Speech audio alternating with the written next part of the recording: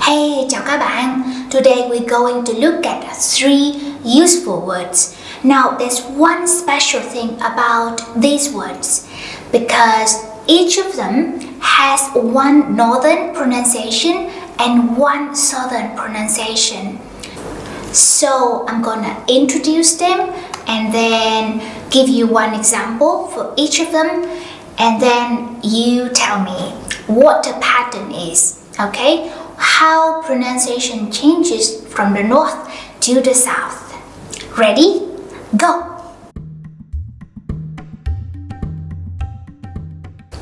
Okay, the first one is the word for to misunderstand. In the north, they might say hiểu nhầm. And in the south, we might say hiểu lầm. Okay, so in the north, you will hear something like không, chị hiểu nhầm rồi, để em giải thích lại. And in the south, you will hear something like không, chị hiểu lầm rồi, để em giải thích lại. Okay?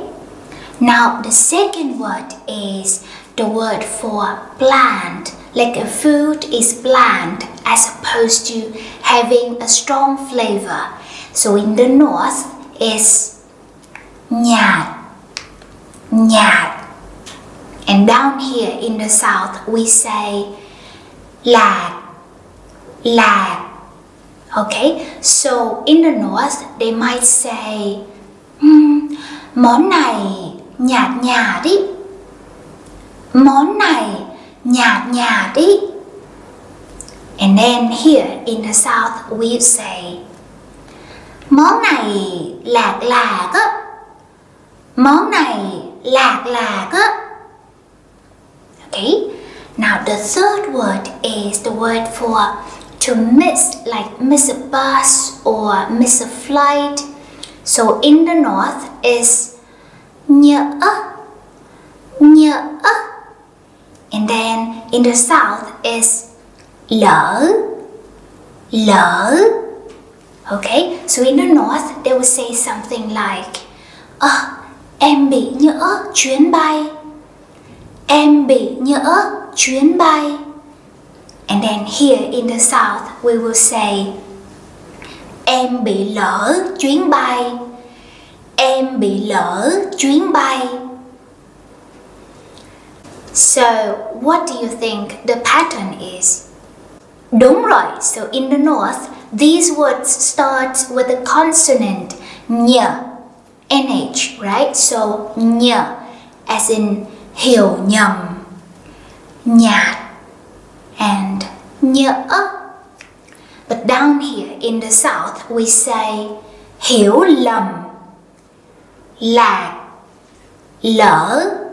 So we start with an L, right? L. Okay, why is that? Now let's go back to 400 years ago with me to find out. In 1651, từ điển Việt Bồ La. Từ điển means dictionary. Việt, Vietnamese. Bồ, Portuguese. La, Latin. So Vietnamese, Portuguese, Latin dictionary was first published in Rome with about 8,000 Vietnamese entries.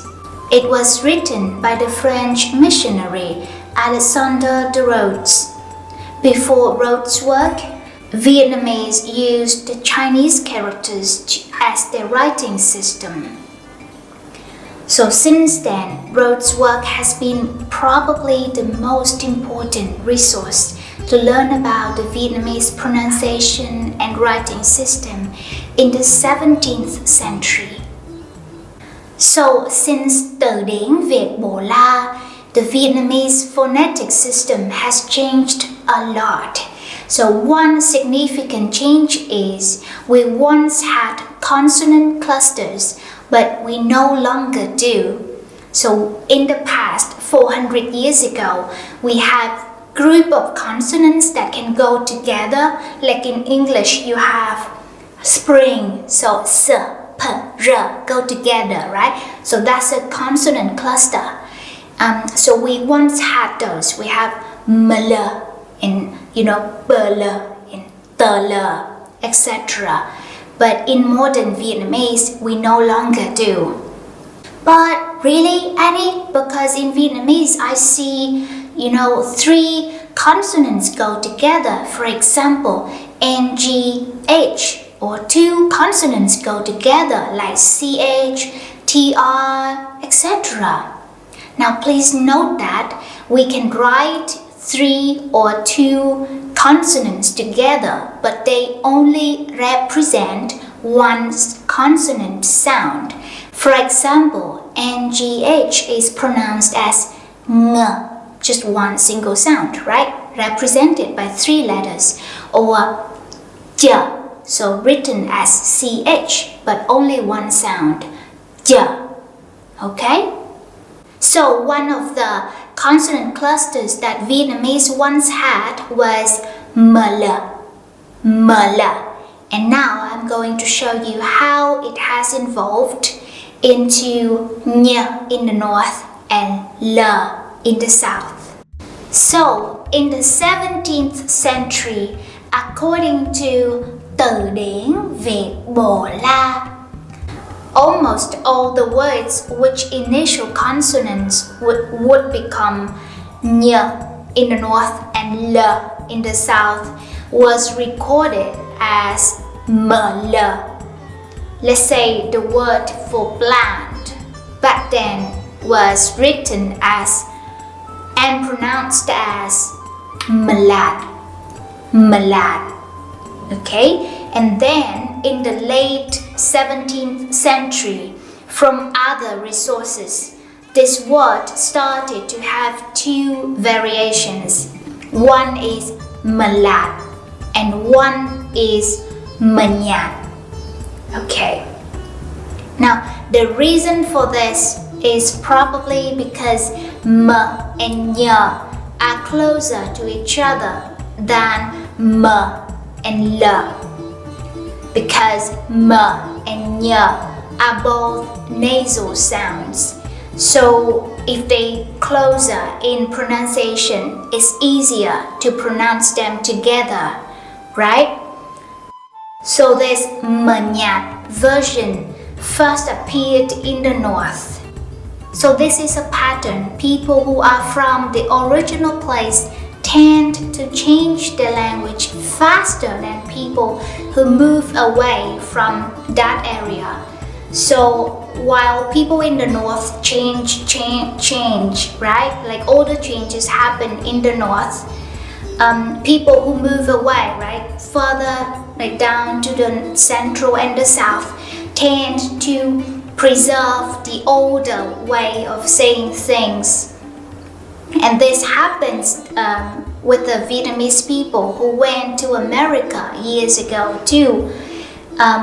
They still pronounce things and say a lot of old words that inside Vietnam, they start dying out. And then scripts from later periods showed that people started to drop the M in the cluster. So now in the north they have nhạt, and in the south we have lạt. So that's how one single word, mlad, evolved into 2 different variations in the north and the south. You can find many other examples that are consistent and parallel, between the north and the south. For example, the word for lớn, like big. In the north, there are still people saying nhớn, nhớn. Okay, and then the word for like words, so lời. There are people in the north still saying nhời, nhời. This word comes very often in the phrase vài lời or vài nhời, meaning a few thoughts or my 2 cents on something. So you will see a lot of people saying vài nhời về something something, or vài lời về something something. And then intermediate students will also see this nhờ lờ thing in many phrases, such as the phrase for expressing the meaning of like should have, like I should have done something but I didn't and now I regret it. For example, you say, oh, đáng lẽ em nên đến sớm hơn. Đáng lẽ em nên đến sớm hơn. So đáng lẽ work with nên here to mean should have, so something you should do in the past but you didn't, right? In the north, people still say đáng nhẽ, đáng nhẽ. Okay, so đáng nhẽ em nên đến sớm hơn. Đáng nhẽ em nên đến sớm hơn. Another phrase is also nhẽ, lẽ in the attitude marker, không nhẽ or không lẽ. Okay, they both mean it's not reasonable or it doesn't make sense, and we usually put this phrase in front of a question to make it a rhetorical one. So for example, if I say, anh không đến đón em hả? Cái gì? Không lẽ anh muốn em đi bộ về nhà hả? Okay, so when I say, you want me to walk home? Okay, because I think it doesn't make sense or it's not reasonable for me or for you to want me to walk home, I put không nhẽ or không lẽ in front of the question, right? So it becomes, come on, I can't walk home, right? Come pick me up or something.